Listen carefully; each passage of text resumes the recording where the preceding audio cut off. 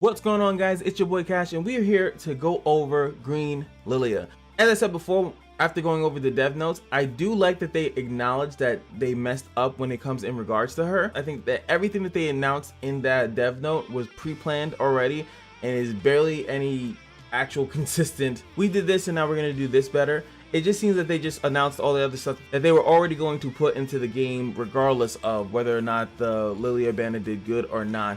But I think that people are at least calmed down now. I think that some people who are going to summon for her are going to still do that. They got permission from everyone else. But it's there. At least now we know for a fact that, you know, we have to still wait and see. Amongst the outrage, there are still going to be people that are going to pull for the character. They're either aware of it or don't care. Hey, I'm talking here. They're aware of it or they don't care, which is, you know, that's fine. They're aware of it or they don't care. But there are some people that are just going to summon. There's still some people that are going to get this character later. I like to drop these videos when the character first drops. I was hesitant to drop it because I was fearing like, oh yeah, look at you, you're part of the problem. But you know, it's neither here nor there. So let's just go over the character and see what she brings to the table, not whether or not she's good to summon. I just like to go over the character as a whole. So these are her stats: pierce rate 50%, resistance 40%, which is really good, regeneration 10, crit chance is 10, really low, 0 crit resistance, crit defense is 60, which I think is okay. So really cool stats character, 6,000 HP, 300 defense. So I think she's pretty strong. So let's go over her lovely skills. As you see, the S1 here inflicts damage equal to 180% of the attack to one enemy, and on rank 1 is going to decrease attack related stats by 20%. And as you can see here, it goes up to 30% and then it goes up to 40%.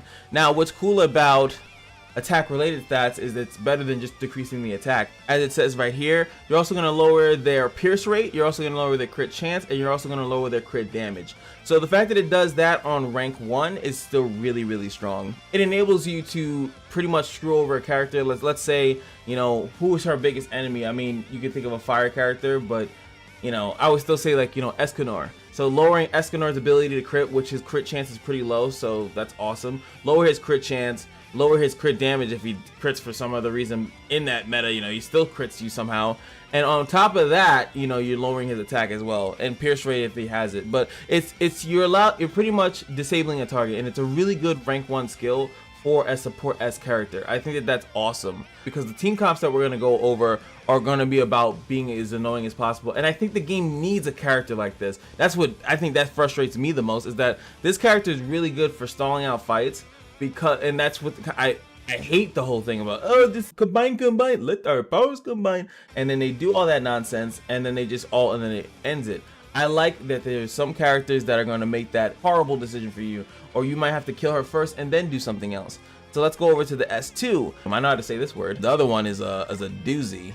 La Syphilify, blah, blah, blah. Yeah, I know Requiem. So yeah, increases damage taken by all enemies by 20% for 2 turns, and then it goes up to 30 for 2 turns, and then 50% for 3 turns. Now, increases damage taken is about as simple as it gets. There's no funny keyword. I'm surprised they don't have a keyword for it, like inflicts. Inflicts, you're screwed to all enemies. But the only other character I know that has that is Freza, Bug Chick has this as well. Pretty cool that she's disabling the most high priority attack target, because a lot of people do, like, if you're thinking about like Kingbrum team, King is not there to be really a DPS, not really, and obviously neither is Gother. Hellbrum is the DPS unit in that comp, so you can pretty much put the attack related, the first skill on the Hellbrum, and then you could put this out on, you know, your other turn, or when you're about to go for a DPS oriented turn, depending on your team comp. So I do like this skill. It's not the best, it just kind of sits there. It doesn't do damage, which is actually a good thing that it doesn't do damage. The blue Princess Elizabeth had that issue that when you ranked up her skill and it did damage, so it would go through a patience check for a character that has no damage. Now you don't have to worry about that, so this is pretty cool. I like a skill. It doesn't do damage, so it's going to go through barriers. The only thing that's going to stop this is debuff immunity, and of course cleanse on the next turn. But for this, even 20% AoE is pretty good for your actual damage turn. You could literally do it, like throw one of those out there and then throw an attack. But for me personally, I would rather rank it up before throwing it out there, because 20% is not that high. So, you know, let it rank up to at least 30, and of course if you can get it to 50 for 3 turns, that's a lot of additional damage over the turns, especially if they don't have a cleanser, if they don't have King in there or any character that's going to, or they don't get the Arthur rank 3 buff, you know, they're gonna have to deal with that. And damage is already pretty high in the game, you know, like a lot of characters like Jericho will, you know, almost 3-tap you, making it a little bit easier for them, especially like I said, it's for 2 turns and it's a debuff on top of that, so you don't have to even waste a bleed, like, you know how she does the bleed. You can actually just go 3 of her, any character has weak point, to be honest, you know, like Benimaru, like Red Nunchaku Ban, and you could just put that's the debuff, you know, so that's pretty strong. Her ultimate, Starling, inflicts damage equal to 350% of an attack to all enemies, decreasing skill ranks, then depletes the ultimate move gauge by the number of skill ranks decreased. I think this is an awesome counter to Gother that's out there, because a lot of times people just kind of sit on rank 2s and 3s because it's not the opportune time to use them. Like a King is not going to blow his rank 2 heal for no reason.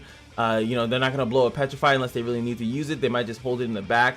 And of course, sometimes the gold, they might just kind of hold on to the golds. And because their turn ends and sometimes cards combine and then you get your turn, then your ult goes off and it can, you know, lower their ult move gauges if they have any silvers or gold. So I do like this skill a lot because it is AoE. It's the same as Red Hauser's, if I'm not mistaken. Yeah, Hauser. I'm like, is that the right character? Yeah, Red Hauser's. So it's the same as him. It's not a consistent ult denial, because if they don't have any silvers or golds in their moves, their cards, then you just did whatever damage. She's not meant to do damage, so she's not gonna really have, oh my god, damage.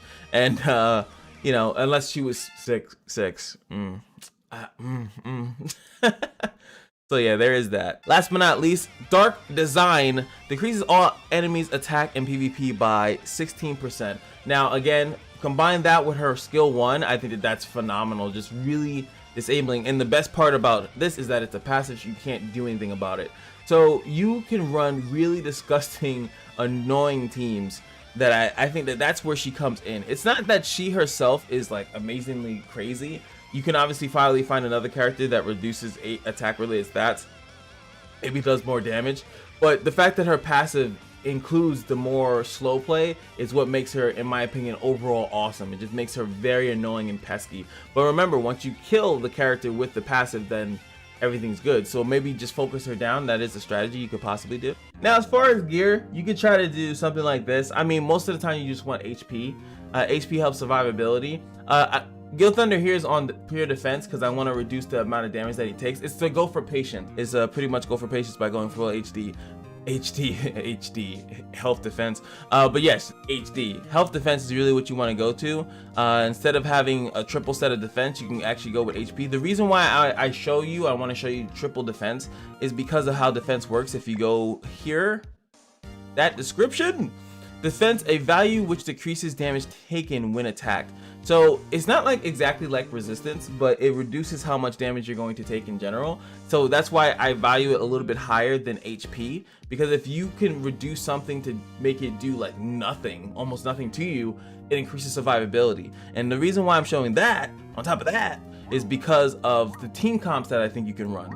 All right, so who's gonna be my fake character today? You know what? We'll put the slime in. We'll put the slime. Also important to note that her passive actually works in the sub slot, so you can be completely throwing off your person's damage. You could actually, they might like, wait, why am I not doing as much damage? Because they have Lillia in the back, which is pretty funny. But let me give you guys a fun little team comp. Imagine some annoying shit like this. Imagine this, right? So you have Lillia here. She's actually in there fighting, you know, because you want to use the rank 1. You have Merlin in there to put the shield, the barrier, and the barrier will make it that it will be very, very difficult for them to actually hit you, because if patience triggers, then they're not doing damage. But more importantly, if they don't break your shield, then you can't be debuffed, right? So characters like Helbram are really good at like breaking through the shield because he has a lot of raw attack, raw stats. So he can break through the shield and still get the ult orb removal. He can also get, you know, the petrify through. But a character like sometimes like King really can't do that, especially because King, if he's trying to disable Lillia or Merlin's ult, he's going against he's going type disadvantage and going through a barrier based off Merlin's attack. Here, Merlin is your DPS unit, really. Gil Thunder, though he doesn't do crazy amount of damage, his ult will. Especially, you know, I feel like it's kind of easy to get some ults. You can just buy it out of the coin shop, honestly. but his ult does a lot of damage because of it being a rupture ult. So if they do have a Merlin on their team, or if they have anything like Arthur or anything like that, you could pretty much kill a lot of people with Gil Thunder, because he's meant to sit there with his ult. So he could literally snipe that, and sometimes he can even snipe a Escanor as well, you know, before he has his own ult, because if Escanor has ult, then he can't have a buff because he's just too swole to wear a chest plate. But you know, that's just one comp. A reason why I put Jillian, I should show you guys that, right? It'll make it make more sense. Jillian has increased HP attributes, HP by 30%. So green will be increased, they'll have more HP, making them a little bit harder to kill. I also wanted to point out, Hugo seemed like he would be pretty good, but Hugo actually has to have to fight. He increases all defense related stats by 20%, but he has to be in the party and he has to survive long enough and get his ult, and you know, and have it sit there. What I like to call these are like passive ults, where you pretty much take a card slot to enable something really good for your team. Same thing with Gil Thunder, he kind of just sits there with his resistance ult, and it makes it hard, so when he taunts, you really can't break it. As you can see here, Green Gil Thunder increases all defense related stats by 30% in PvP. He's very popular, as usually put into the sub slot here like this. Now obviously once you take this slot out, you're gonna need another slot here. But with these two kind of defensive kind of characters, you could probably obviously not run Jillian out there, but you can actually run something like this. I think this is what you're gonna actually see out there, is a mono green team, and it's going to be annoying because you're gonna have the defense boost and stuff from that from Gil Thunder, extorting from Green Nunchaku Ban, who just, you know, is in the coin shop now. Go ahead and buy right now. Merlin's shield, and then you have Lillia just ruining all with the decreased PvP as well. I think that this is a team comp that just will be a little bit more common. You can still run, like, I feel like in the slot, the bond slot, you can run another DPS unit. You don't have to necessarily, you can run Gother if you want to. But that's like too much support. I definitely think you want a little more DPS in there. Arthur, I guess you could run that as well. I would even run my Green King in that slot, because Green King does a lot of damage and he does it quick. He can snipe out. I feel like he's a way better Jericho as far as like for PvP. You just need to protect him a little bit, and with all this protection here, I think that you can run a little bit more damage. Attack invested character has a lot of survivability in this comp right here, with Green Gil Thunder in the back, Lillia in the Lillia as a slime, and then Merlin with the shields. There's a lot of DPS you can run in the green bond slot. But of course, that's just the team comps that I would run. What team comps would you run? I'd be heavily interested. Leave those comments in the comment section below, and that's gonna be it for me. Anyway, hope you guys enjoyed. Just remember that every day at the casino is your lucky day, and I'll see you guys in the next video. Peace.